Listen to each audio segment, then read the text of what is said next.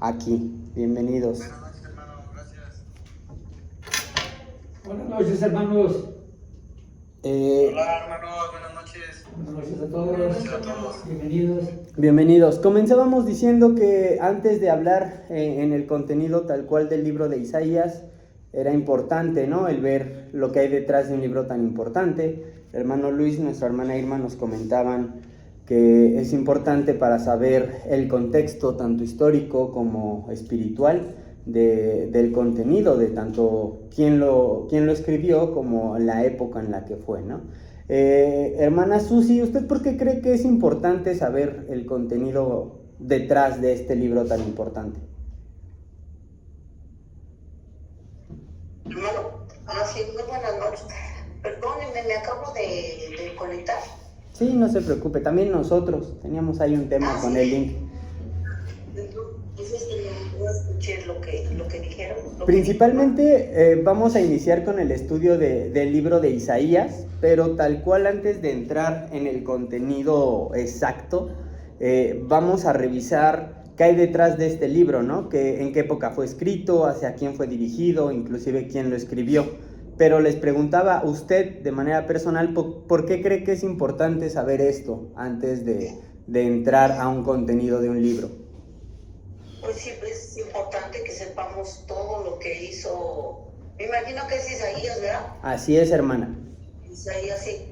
Es importante que sepamos toda, ¿cómo le diré? Toda su vida, todo lo que hizo, puras cosas buenas, para que pues sepamos lo capaz o todo lo que hacían los apóstoles o los profetas por la humanidad más que nada. Ok, gracias, hermanita. Pues sí, principalmente ningún libro de la Biblia fue escrita en el vacío, ¿no? Cada palabra, cada mensaje nació en un momento concreto de la historia del pueblo de Dios. Comprender el contexto histórico, el político o inclusive el espiritual en el que un libro fue escrito nos va a permitir entender por qué dice lo que dice, a quién se dirige y qué impacto buscaba producir. Sin ese trasfondo podríamos llegar a pasar por alto la profundidad y la riqueza del mensaje, porque aunque es un mensaje divinamente inspirado y relevante para nosotros, el día de hoy fue comunicado con un propósito específico para una generación en crisis. Las palabras como Isaías, capítulo 40, versículo 1, le voy a pedir a la pequeña Lilian que nos apoye. Isaías 41.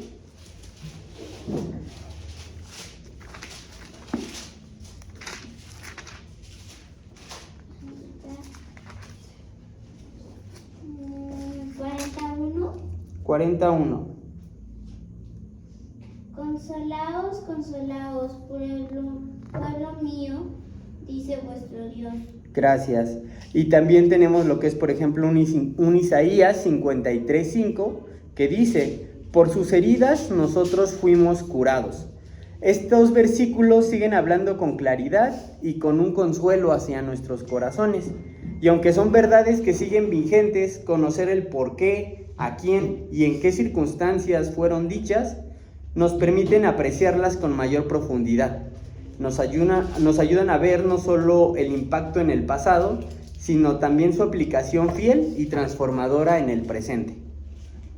Cuando conocemos un contexto completo del libro, esos mismos versículos no van a perder fuerza, sino al contrario, la van a ganar. Comprendemos de dónde vienen, a qué realidad responden y cómo encajan dentro del gran mensaje que Dios estaba comunicando. Así podemos usarlo no solo como versículos de apoyo, sino como verdades profundas, con todo el peso y la intención con que realmente fueron inspiradas. Hermana Rubí, ¿usted sabe cuándo y dónde se escribió este libro? No, hermano. No, gracias, hermana. Hermano Roberto.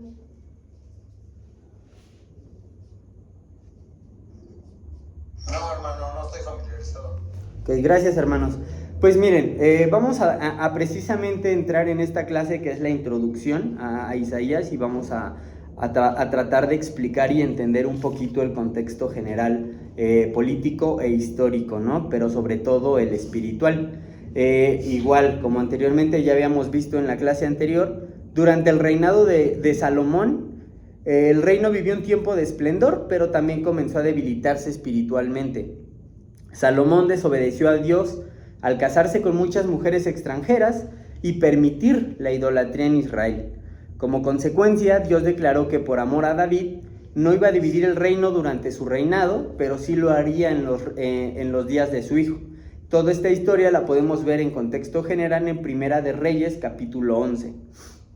Cuando Salomón murió, su hijo Roboam heredó el trono. Sin embargo, en lugar de aliviar las cargas impuestas por su padre, él decidió gobernar con dureza. Y esto provocó que 10 tribus del norte se rebelaran y eligieran a Jeroboam como nuevo rey, y así el reino se separó en dos. El reino del norte, llamado Israel, con capital en Samaria, gobernada por Jeroboam, sobre las 10 tribus que se separaron sobre la casa de David, y el reino del sur, llamado Judá, con capital en Jerusalén, que quedó bajo el liderazgo de Roboam, y Judá y Benjamín, las 2 tribus, permanecieron unidas, conservando la línea davídica y cumpliendo así posteriormente la promesa mesiánica. El libro de Isaías se sitúa en un momento clave de la historia de Judá, el reino del sur, ya que gran parte del contenido, especialmente en los capítulos del 1 al 39, fue predicado y probablemente escrito durante un periodo de tiempo entre el año 740 y el año 681 a.C., cubriendo así aproximadamente 60 años de acontecimientos reales, es decir, desde el final del reinado de Usías, pasado por los reinados de Jotam y Acaz, hasta la muerte del rey Ezequías, como lo podemos ver en el primer versículo del libro, en el primer capítulo, que le vamos a dar lectura. Isaías 1:1 nos indica esto. Visión que tuvo Isaías, hijo de Amós, con relación a Judá y Jerusalén en los días de Usías, Jotam, Acaz y Ezequías, reyes de Judá. Bajo los reinados de Usías y Jotam hubo una relativa prosperidad, pero también una creciente idolatría, y la época del rey Ezequías, aunque tuvo reformas espirituales, también enfrentó crisis como el asedio de Jerusalén por parte de Sennacherib. Esto lo podemos ver en los capítulos del 36 al 37 precisamente de Isaías. Aunque ese es el marco histórico inmediato, el alcance profético del libro es mucho más amplio. En los capítulos del 40 al 55 vemos cómo se anticipan eventos como el exilio en Babilonia, la caída de esa misma potencia y el regreso bajo el mando de un rey llamado Ciro. Todo esto son 100 años antes de que ocurriera en el año 586. El reino del norte, Israel, cayó ante el imperio asirio en el año 722, justo cuando Asiria se encontraba en su apogeo como potencia dominante en el antiguo cercano oriente. Esta caída dejó a Judá como el único reino restante del pueblo de Dios, y a partir de entonces Judá quedó bajo una constante amenaza de invasiones extranjeras, particularmente del imperio asirio. Este clima de inestabilidad política y de presión militar llevaba a los líderes de Judá a buscar soluciones humanas, como establecer alianzas con otras naciones, en lugar de confiar plenamente en Dios. Esta tensión entre la fe y la política se hace evidente en pasajes como Isaías 7, donde el rey Acaz, ante la amenaza de Siria a Israel, es confrontado por el profeta con un mensaje de confianza en Dios. Sin embargo, este rey Acaz rechaza la señal que Dios le ofrece y en su lugar prefiere buscar apoyo en Asiria. Esta decisión reveló no solamente problemas políticos, sino también la profunda crisis espiritual que el reino de Judá estaba viviendo en esa época. En ese contexto de miedo, de presión internacional, de decisiones espiritualmente equivocadas, es parte central del mensaje de este libro. En Isaías no solamente se denuncia la injusticia y la idolatría, sino que llama a Judá a volver a su verdadera esperanza, que es confiar en el Señor, su Dios. Internamente el pueblo vivía en decadencia moral y religiosa, con reyes corruptos, idolatría generalizada y una gran falta de fidelidad a Dios.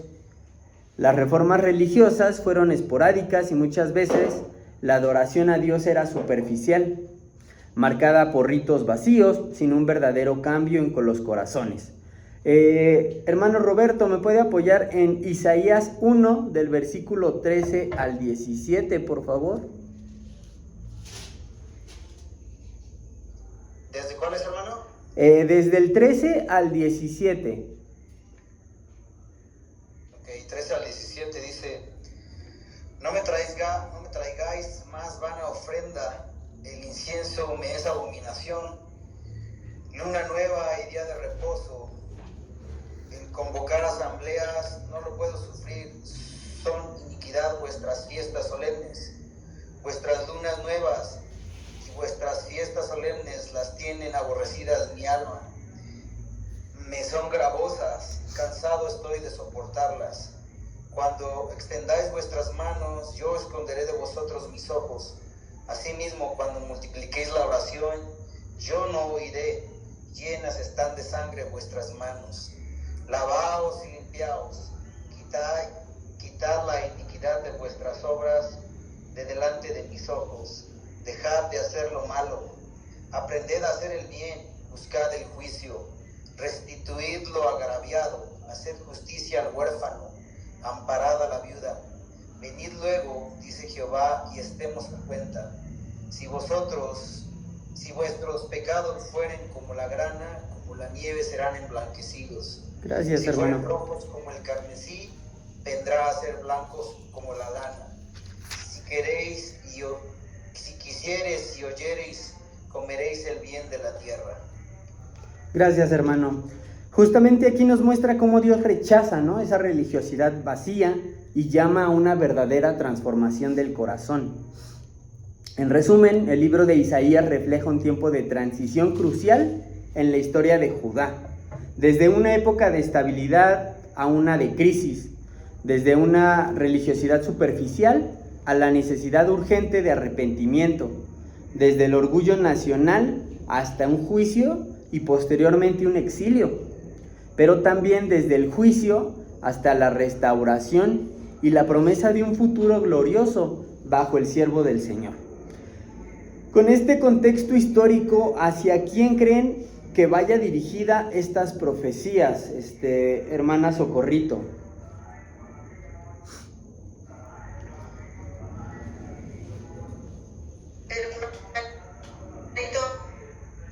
Acabo de entrar porque me estuvo sacando varias veces, no tengo buena señal acá. No se preocupe, hermanita, está bien. No escuché desde el inicio. No se preocupe. Pues miren, precisamente bajo este contexto histórico,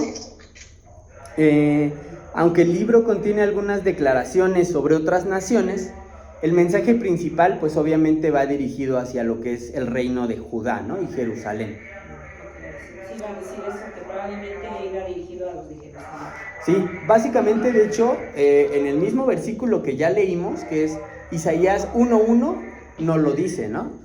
En la segunda parte, que después, visión que tuvo Isaías, hijo de Amós, con relación a Judá y Jerusalén. Nos indica ahí precisamente pues que este mensaje va para el reino del sur, ¿no?, que es el remanente del pueblo de Dios.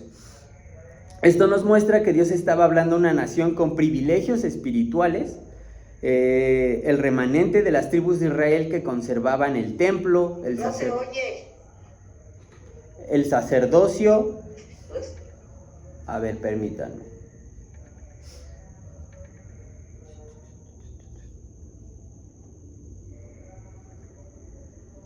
No, pues sí, es todo. A ver, ¿ahí me escuchan mejor? Hola, hola. No, están ahí, pero... ¿Me escuchan? No. Sí, ya, pero se corta, ¿eh? Sí, ya, hermano, pero se perdió unos instantes su audio. Ok, Sí. a ver. Está muy pausado. Bueno, esperemos que ahí ya quede. Ya moví ahí algunos ajustes. En caso de que igual se vuelva a perder, me avisan para detenernos un ratito, ¿vale? Les comentaba que precisamente el mensaje va para el reino de Judá, el remanente de las tribus de Israel, que pues seguían conservando los mandatos, ¿no?, que Dios había dejado desde antes. Sin embargo, esa misma nación que estaba en rebelión estaba practicando una religión vacía, ¿no?, mientras su corazón se alejaba cada vez más de Dios y de los mandatos que Él nos había dejado. Las profecías de este libro buscan confrontar el pecado, advertir el juicio y llamar al arrepentimiento, pero también buscan animar con una promesa de redención y de una restauración futura. En los capítulos 40 al 66, el tono cambia hacia un público que viviría en el exilio en Babilonia, generaciones después de la época en la que fue escrito, como ya habíamos mencionado. Esto demuestra que el mensaje no es solamente para los contemporáneos de esa época, sino que también para los futuros exiliados que van a necesitar un consuelo, esperanza y dirección. Así como Judá tenía una herencia espiritual y vivía rodeada de ritos religiosos, nosotros como iglesia, como creyentes, también corremos el riesgo de caer en una religiosidad superficial. Podemos asistir a la iglesia, participar en actividades y al mismo tiempo vivir alejados de la voluntad de Dios. Hermana Susana, ¿me puede apoyar en Isaías? No es cierto, ya lo habíamos leído. Isaías 13 al 17, que ya nos había hecho favor nuestro hermano Roberto de leer, nos hace esta aclaración completa, ¿no?, de que Dios no quiere más ofrendas vanas, que el incienso incluso menciona ahí que le es abominación, ¿no? Pide que nos lavemos, que nos limpiemos y que quitemos esa iniquidad de nuestras obras delante de Él. Dios no busca ceremonias vacías, sino busca corazones rendidos, vidas transformadas y una fe que refleje justicia, misericordia y fidelidad. El mensaje en este libro viene a confrontarnos, a llamarnos al arrepentimiento, pero también a ofrecernos esperanza si es que regresamos al camino de Dios. Este llamado no solamente era para el reino de Judá. La iglesia de hoy también necesita oír este llamado, volver al corazón del evangelio, dejar la autosuficiencia y las alianzas con el mundo y empezar a confiar plenamente en Dios, aún en medio de un entorno cultural hostil y presiones externas. Así como Judá estaba tentada a depender de alianzas políticas, muchos hoy confían más en sistemas humanos que en el poder del Espíritu Santo. Precisamente Isaías nos recuerda que el camino de regreso siempre está abierto para aquellos que escuchan su voz y confían en sus promesas. Hoy, igual que entonces, Dios está dispuesto a restaurar a su pueblo si es que volvemos con sinceridad a Él. Isaías no anuncia un juicio, sino una promesa gloriosa de restauración, de perdón y de salvación futura a través de el Salvador. Este mensaje es para el reino de Judá, pero también es para nosotros hoy en día. Isaías 55:7, hermano Luis, ¿me puede hacer favor de leerlo? 55:7, por favor. Dice así la palabra: deje el impío su camino y el hombre inicuo sus pensamientos y vuélvase a Jehová, el cual tendrá de él misericordia, y a Dios nuestro, el cual será amplio en perdonar. Gracias, hermano. Todo este mensaje que estamos viendo precisamente, pues ya mencionamos, ¿no? Contiene lo que son 66 capítulos. El capítulo más extenso es justamente el último, que contiene 24 versículos, y el más breve es el capítulo 12, que solo tiene 6 versículos. Y así lo podemos agrupar en 3 grandes secciones. Cada una trae un enfoque temático diferente, que refleja precisamente el contexto histórico con el propósito profético del libro. La primera sección, por decirlo de algún modo, abarca del capítulo 1 al 39. Y esta está centrada en la denuncia del pecado y la idolatría de Judá y también de otras naciones. Dios, a través del profeta, confronta la corrupción moral, la injusticia social y la falsa religiosidad. Aunque hay anuncios de juicio, también se vislumbra la esperanza de restauración para el remanente fiel. En los capítulos del 40 al 55, que vendría siendo la segunda sección, es una sección de consuelo que va dirigida a un pueblo que siglos después va a vivir en exilio en Babilonia. Aquí el tono cambia. Dios se presenta como el creador soberano que no ha abandonado a su pueblo y anuncia la liberación por medio de un siervo escogido. Es un mensaje de esperanza, de redención y de restauración. Y la última sección abarca del capítulo 56 al 66. Esta última parte mira hacia el futuro glorioso del pueblo de Dios. Ahí abarca promesas de restauración espiritual y justicia definitiva. El mensaje se enfoca en un pueblo transformado, en la venida del Mesías y en la consumación del reino de Dios. Este libro fue principalmente escrito ¿en qué idioma, Lilian? ¿Hebreo? Justamente en hebreo. Pero ahí hay una curiosidad muy rara, y es que aunque todo el libro fue en hebreo, en Isaías 36:11, ese mismo versículo nos menciona el uso del idioma arameo como un contexto diplomático. Vamos a darle lectura. Hermanita Rubí, ¿me puedes apoyar? Isaías 36:11. Sí.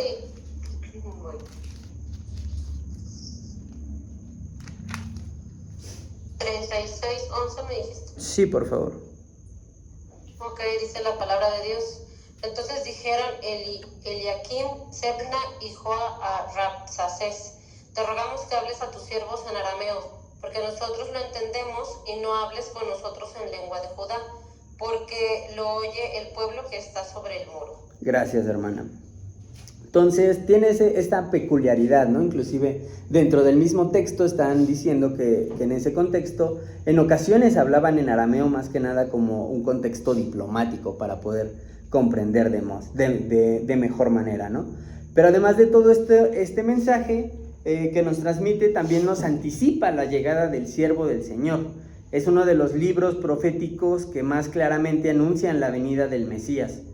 No solo habla de un rey justo y poderoso, sino que lo describe con detalles muy profundos, mostrando tanto su gloria como su sufrimiento. Por ejemplo, el capítulo 7, en el versículo 14, hermana Irma, ¿nos puede apoyar? Isaías 7, versículo 14. Dice la palabra de Dios: por tanto, el Señor mismo os dará señal. He aquí que la Virgen concebirá y dará a luz a un hijo, y llamará su nombre Emmanuel. ¿Está ahí, no? Sí, está ahí. Gracias, hermana. Ahí se nos promete, ¿no?, que una virgen va a concebir y va a dar luz a un hijo llamado Emmanuel, que como ya hemos visto en estudios anteriores, pues significa Dios con nosotros. En Isaías 9:6 se nos presenta como el niño que ha nacido, el hijo que no es dado, cuyo nombre será admirable, consejero, Dios fuerte, Padre eterno y príncipe de paz. Hermana Susi, ¿nos puedes apoyar en darle lectura? Isaías 9:6, por favor.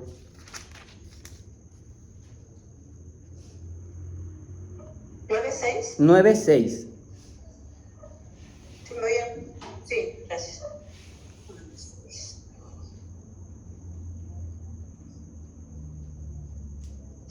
Porque un niño no nos es nacido, hijo nos es dado, y el principado sobre su hombro, y se llamará su nombre admirable, consejero, Dios fuerte, Padre eterno, príncipe de paz. Gracias, hermana. Y en Isaías 53 se nos revela su obra redentora, como el siervo sufriente que cargó nuestros pecados, que fue herido por nuestras rebeliones y por cuyas llagas fuimos curados. Entonces, pues claramente está hablando de nuestro amado Señor Jesucristo, ¿no? El libro de Isaías es como una ventana abierta hacia el Evangelio, escrita siglos antes de que incluso Cristo viniera. Es un mensaje que prepara el corazón del pueblo para recibir al Salvador. Y con un mensaje tan vasto y tan lleno de promesas mesiánicas, vale la pena preguntarnos, ¿no? ¿Quién fue el hombre detrás de estas palabras? ¿Quién fue el profeta que Dios usó para anunciar con tanta claridad la venida del Señor? Y pues aquí no se los pregunto porque la respuesta es un tanto obvia, ¿no? El mismo libro nos lo dice. Fue escrito por Isaías, y volviendo al versículo 1, capítulo 1, pues inicia con lo mismo, ¿no? Visión de Isaías, hijo de Amós. Pero hermanos, aquí les quiero compartir una controversia que tal vez puedan llegar a encontrar en el mundo. Y es que a partir del siglo XVIII y especialmente en el siglo XIX, entre estudiosos surgió el movimiento escepticismo, ¿no?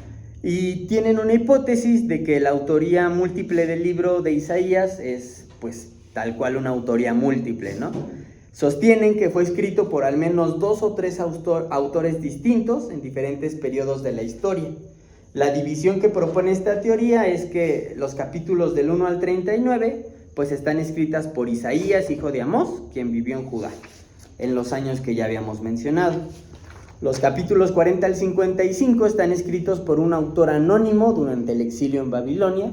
Y por último, los capítulos 40 al 55, los últimos capítulos están escritos por otro autor, o precisamente un grupo de autores, ¿no? Incluso denominan a estos autores como Deutero-Isaías y el otro como Trito-Isaías. Sin embargo, si leemos con atención el libro, no vamos a ver ninguna división interna. En el texto hebreo no indica que sea obra de varios autores, inclusive no se llegan a presentar nuevos profetas ni ningún cambio de narrador.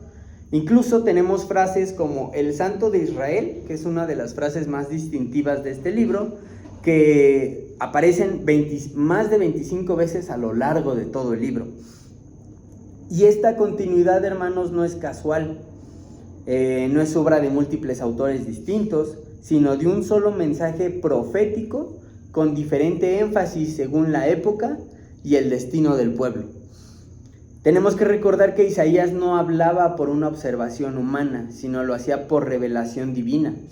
El mismo Dios que juzga al pueblo también promete restaurarlo. Dios no está limitado por el tiempo. Si Isaías profetizó eventos del exilio y del Mesías, lo hizo porque Dios se lo reveló así, como lo hizo con otros profetas, que también en su momento vamos a ver, como por ejemplo Daniel, que vio imperios futuros, o Miqueas, que anunció el lugar de nacimiento de Cristo incluso siglos antes. Entonces, incluso para nuestro amado Señor Jesús, para el apóstol Juan y para otros escritores de la Biblia, todo este libro se le atribuye a un solo autor, que vendría siendo Isaías. Llegan a citar pasajes de todas las secciones del libro, tanto del inicio como del final, y los atribuyen al mismo profeta Isaías. Si me pueden apoyar, hermana Irma, en Isaías 6, capítulo 9 al 10. Isaías capítulo 6, versículos del 9 al 10. Aquí dice la palabra de Dios. Y dijo: anda y di a este pueblo, oíd bien y no entendéis. Ved por cierto, mas no comprendéis. Engruesa el corazón de este pueblo y agrava sus oídos y ciega sus ojos, para que no vean con sus ojos, ni oigan con sus oídos, ni su corazón entienda, ni se convierta y haya para él sanidad. Gracias, hermana. Y si nos vamos a Mateo 13, versículo 14, yo lo voy a leer en la Nueva Biblia de las Américas, dice: y en ello se cumple la profecía de Isaías que dice: al oír ustedes oirán, pero no entenderán, y viendo verán, pero no percibirán, porque el corazón de este pueblo se ha vuelto insensible, y con dificultad oyen con sus oídos, y han cerrado sus ojos. De otro modo, verían con los ojos, oirán con los oídos, y entenderían con el corazón, y se convertirían, y yo los sanaría. Si notamos, es exactamente lo mismo. Son palabras de nuestro amado Señor Jesús, citando la profecía de Isaías, ¿no? Si hacemos lo mismo en Isaías 53:1, hermano Luis, ¿me puedes apoyar? Isaías 53:1. 53:1. Por favor. Dice la palabra: ¿quién ha creído a nuestro anuncio? ¿Y sobre quién se ha manifestado el brazo de Jehová? Gracias, hermano. Y si nos vamos a Juan 12:38, la palabra dice: para que se cumpliera la palabra del profeta Isaías que dijo: Señor, ¿quién ha creído a nuestro anuncio? ¿Y a quién se ha revelado el brazo del Señor? El mismo Isaías declara en Isaías 42:9: he aquí se cumplieron las cosas primeras, y yo anuncio cosas nuevas antes que salgan a la luz, yo os las haré saber. Entonces, aquí podemos atribuir por completo la autoría del libro a Isaías al 100%, y el hecho de que nos diga cosas futuras, pues es básicamente porque es una revelación divina, ¿no? Pero aquí nos lleva a una pregunta un poco más concreta. ¿Quién fue Isaías? Ya vimos el contexto histórico en el que se encontraba Judá, ya vimos la situación que estaban pasando, y ahora vamos a ver un poco de la historia de este profeta, ¿no? Isaías fue un hombre profundamente comprometido con la santidad de Dios, como lo vemos en su visión del capítulo 6, donde contempla al Señor sentado en su trono alto y sublime, rodeado de serafines, que claman: Santo, Santo, Santo es el Señor de los ejércitos. Esa visión no solamente marcó su llamado, sino que definió el carácter de todo su mensaje profético. Aunque la Escritura no nos revela muchos detalles sobre la vida cotidiana, sabemos que estuvo casado con una mujer a la que se le llamó la profetisa y que tuvo al menos 2 hijos. Los nombres de estos también fueron señales proféticas para el pueblo.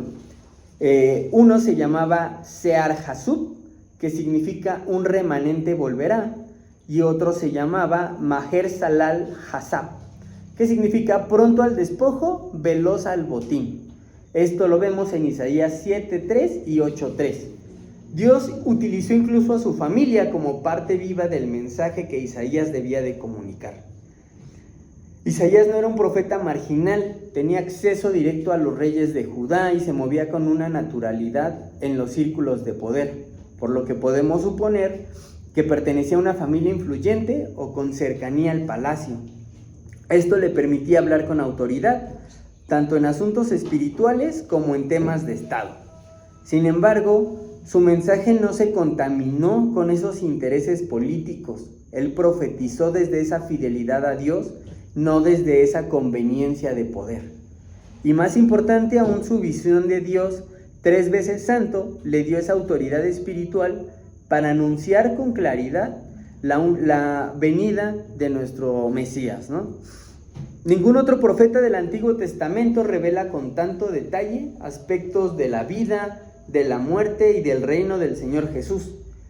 Isaías no profetizó desde una comodidad, sino en medio de una sociedad en crisis moral, religiosa y política, lo que le hizo más impactante el mensaje de esperanza que él mismo proclamó.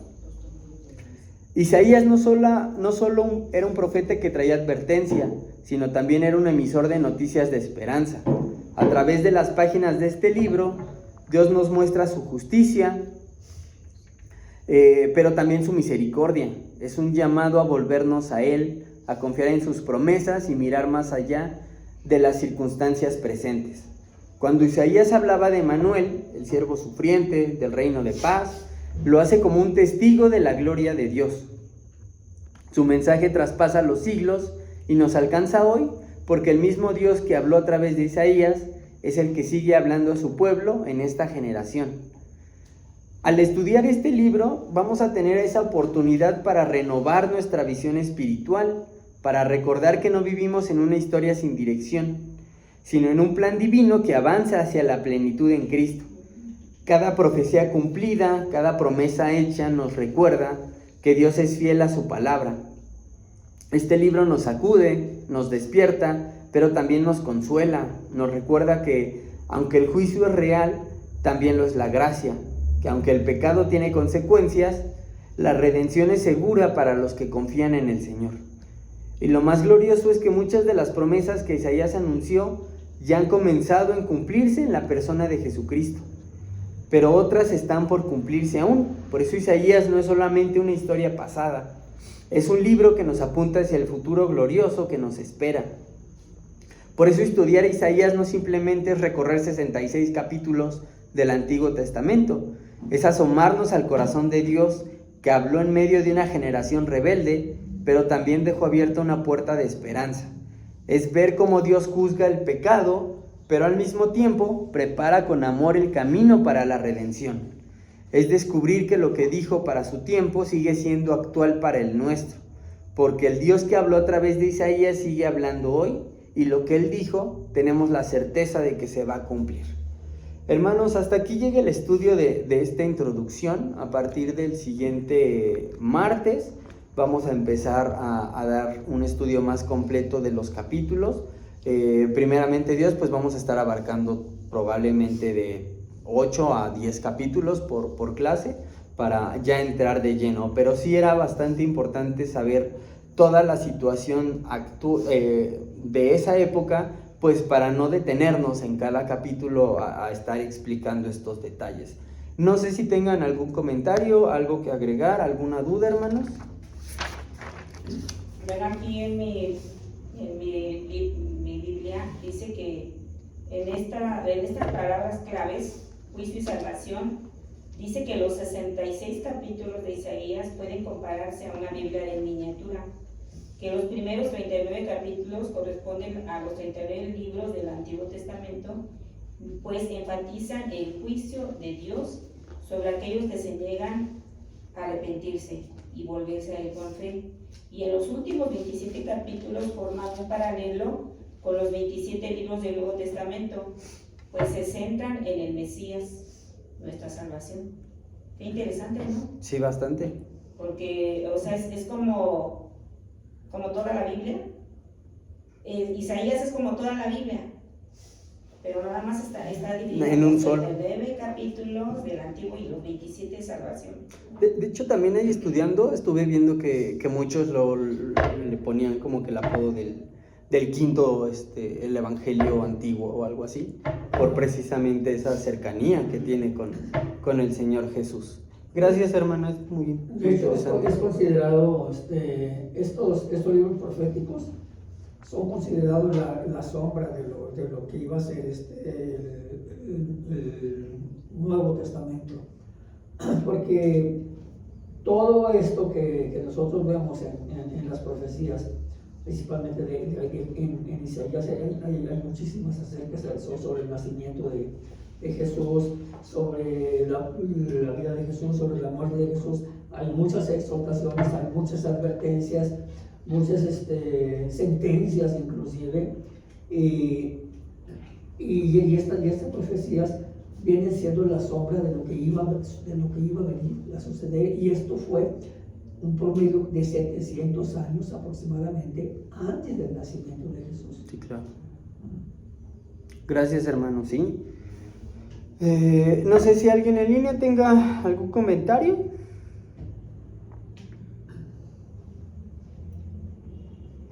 Pues muchas gracias por el estudio. Yo creo que es muy importante porque a pesar de que, pues como bien dijiste, el libro pues estaba dirigido al pueblo de Israel, para nosotros hay muchas aplicaciones que podemos tener hoy en día, y sobre todo que uno nunca deja de admirarse sobre cómo la Biblia misma refuerza muchas cosas, ¿no?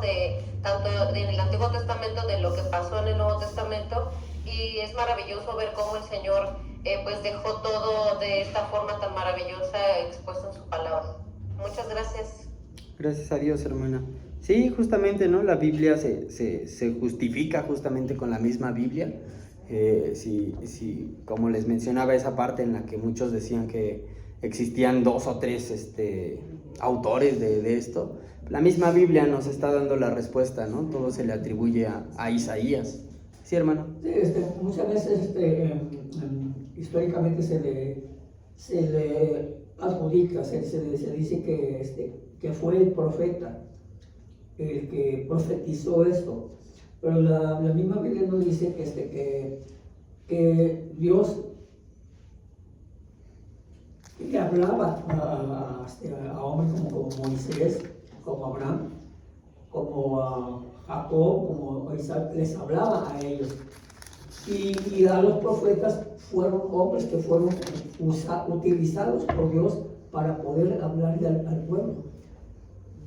Sí, justamente. O sea, no eran palabras de ellos, no eran razonamientos de ellos, ni profecías que fueran de ellos. Se les atribuye a ellos porque ellos son los personajes que fueron utilizados por Dios para hacer llegar esos mensajes. Así es, hermano. Sí, todo esto es mensaje de Dios. Adelante. Que Isaías, en su nombre en hebreo, pues, significa salva o el Señor es salvación. Qué interesante. De hecho lo iba a buscar, pero ya no me dio tiempo ese detallito, pero sí tienes razón. Y es muy importante ver el capítulo 6 que les mencionaba. Ahí dice, ¿no? En los versículos 8 en adelante, básicamente es la historia de cuando tiene esta visión Isaías. El capítulo 8, el versículo 8 nos dice, ¿no? Y oí la voz del Señor que decía, ¿a quién enviaré y a quién irá por nosotros? Aquí estoy, envíame a mí, le respondí. ¿No? Yo se lo estoy leyendo en la Nueva Biblia de las Américas, pero en Reina Valera dice, heme aquí. Entonces ahí se ve ese corazón dispuesto y entregado, ¿no? A Dios. E inclusive anteriormente en ese mismo capítulo, pues él se da cuenta, ¿no? De la inmundicia de su pueblo y dice, no merezco estar ante tu presencia. Entonces sí es un libro con mucho contenido, es un libro con demasiadas sombras hacia lo que es el Evangelio, hacia la venida del Mesías, y pues ahí vamos a estar estudiando precisamente un lapso de tal vez 7, 8 semanas todo este libro, tratando de condensarlo sin perder todo el contenido, ¿no? Porque pues si nos vamos capítulo por capítulo, pues estamos hablando de básicamente un año, ¿no? Más de un año, serían 66 semanas, entonces ahí vamos a tratar de estarlo explicando lo mejor posible, tratando de simplificar más cosas, pero por eso era importante, ¿no? Este contexto histórico para no estar retrocediendo en, recordemos que Judá, el reino de Asiria y demás. Entonces, pues no sé si tengan más comentarios, hermanos. Iba a buscar cómo murió Isaías, porque estaba viendo que dicen que cuando fueron tomados los asirios, creo que en Nínive o algo así, Isaías murió, pero estaba en Hebreos. La mencionan ahí, me parece que fue serruchado. Sí, fue martirizado, y fue como partido por la mitad. Sí. Aserrado, partido, ajá. Sí, fue aserrado, ahí, pero como ya no viene tal cual en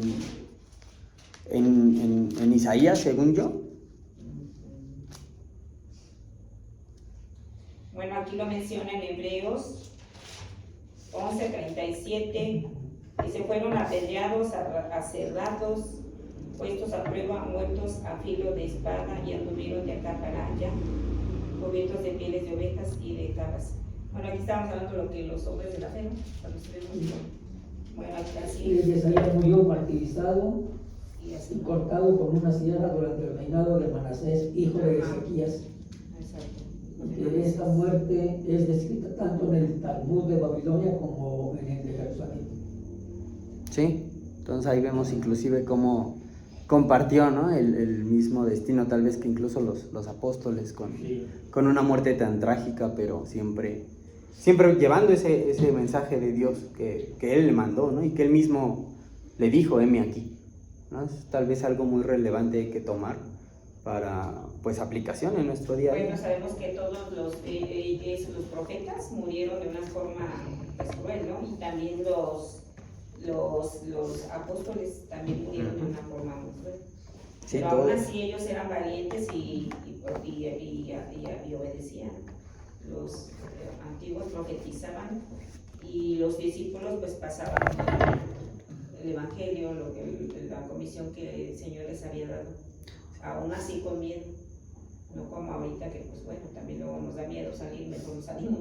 Incluso en su muerte, ¿no? A mí me llamó mucho la atención cuando leí eso, Pedro dijo, ok, me van a crucificar, pero háganlo en cruz, en tache, porque no merezco morir como boca abajo. como mi maestro, ¿no? Hacia abajo. Entonces la muerte todavía fue aún No soy digno de... más dolorosa, más, o sea, si de por sí ser crucificado era algo horrible, pues, él lo pidió todavía. Hacia abajo. Entonces siguió en ese mismo camino. Pues bueno, hermanos, hasta aquí el estudio. No sé si alguien en línea tenga algún otro comentario, hermanos. Si no, ya para despedirnos. Okay. Hermano Roberto, ¿nos puedes dirigir en oración, por favor, para dar por terminado? Claro que sí, hermanos. Acompáñenme, vamos a orar para cerrar el estudio, hermanos. Adorado y bendito Padre, Dios Todopoderoso, gracias, Señor, te damos por este momento que nos has permitido seguir adelante, Padre, caminando de tu lado, Señor, tomados de tu mano, aprendiendo tu palabra, Señor, todo lo que representa este conocimiento, esta sabiduría, Padre, que sea para seguir edificando tu iglesia, Padre, que tengamos claridad, Padre, de lo que tú quieres, de lo que tú exiges y demandas de nosotros, que podamos reflejarlo en nuestros semejantes, Padre, en nuestro prójimo, que podamos dar fruto de este conocimiento, Señor. A través de todo este estudio de los profetas, Señor, permítenos estar atentos, Padre, permítenos ser dispuestos en el corazón para aprender de todos estos hombres de Dios, Padre, que son ejemplos que podemos seguir, Padre, para ser como ellos, para imitarlos, Padre. Y, Padre, te pedimos que nos des la constancia, que nos des allá en nuestro camino para aprender mucho, Señor, y seguir adelante, Padre, principalmente para poder dar un buen testimonio de esta fe que tenemos en el Señor Jesús. Bendice, Padre, a todos mis hermanos aquí, a todas las familias representadas, y Padre, gracias por ser tan bueno con nosotros, gracias por tu amor, tu misericordia, que nos permite seguir adelante, Señor, y gracias, Padre, te lo pedimos en el nombre precioso de tu amado Hijo, nuestro Señor Jesucristo. Amén. Amén. Amén. Amén. Gracias, hermanos. Dios les bendiga. Dios les bendiga, hermanos. Gracias.